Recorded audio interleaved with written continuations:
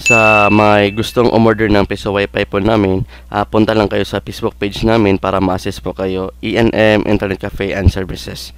Salamat!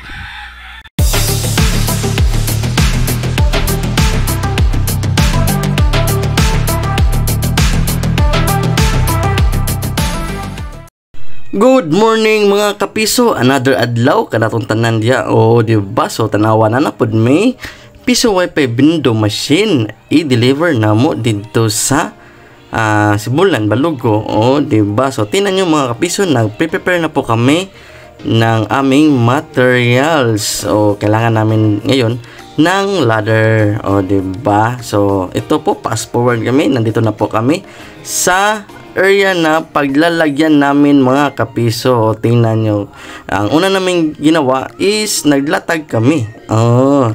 Kasi sabi ni ma'am, yung kanilang tindahan is nandoon sa labas, kaya yung LAN cable namin is kailangan namin ilalabas yung LAN cable, at para hindi masyado pangit tingnan is aming nilagay po kung saan nila pinadaan yung fiber nila mga kapiso. Ayan.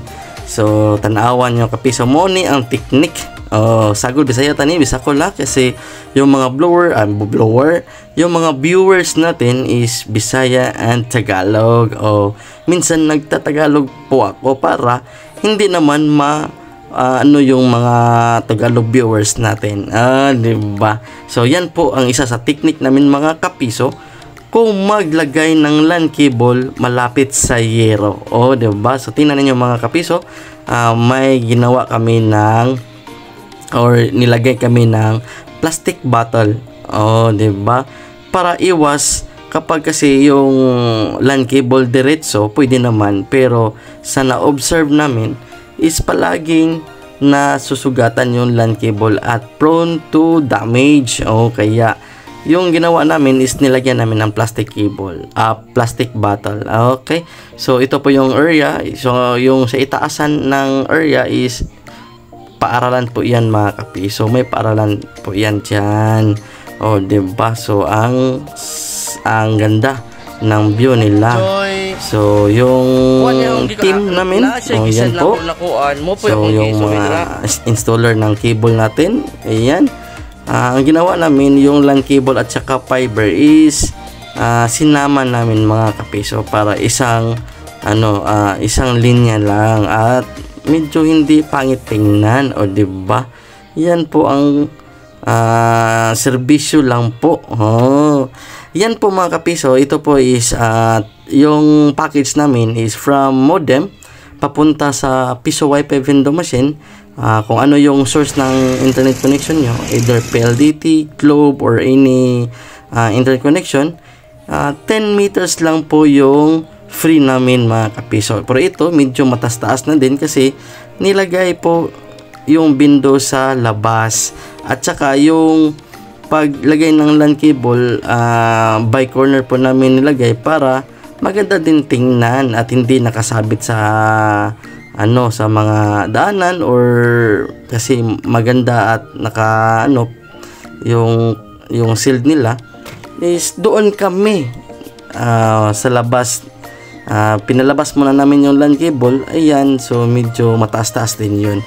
May nasa 28 to 32 yata yung LAN cable, yung meters from modem papunta sa kanilang Piso Wi-Fi window machine is kayang-kaya pa naman sa layo mga kapiso. May maganda pa namang outcome na internet connection, yung 30 plus. Ayan po.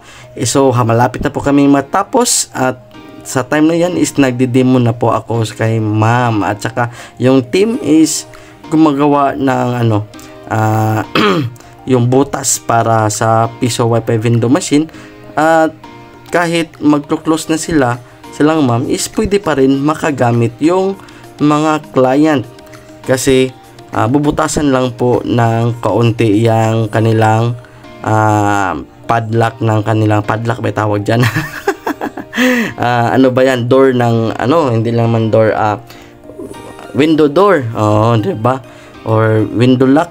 sa kanilang tindahan. Yan po, tinitest namin kung saan po ilagay yung butas, diba?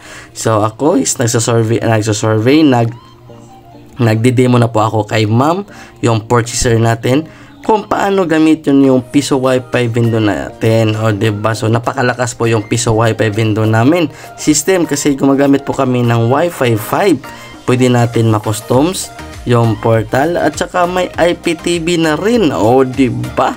So sa gustong mag-order ng Piso Wi-Fi window namin is nandun po, at please comment lang po or message sa aming Facebook page, E&M Internet Cafe and Services. Yan po mga kapiso. Kapag dito kayo sa amin, na pakaganda at hindi kayo magsisisi sa aming customer service. Syempre, kasi yung customer is pinapriority namin yan. And then, sa mga sa mga gustong magpaparepair, just message to us mga kapiso. Thank you for watching and God bless.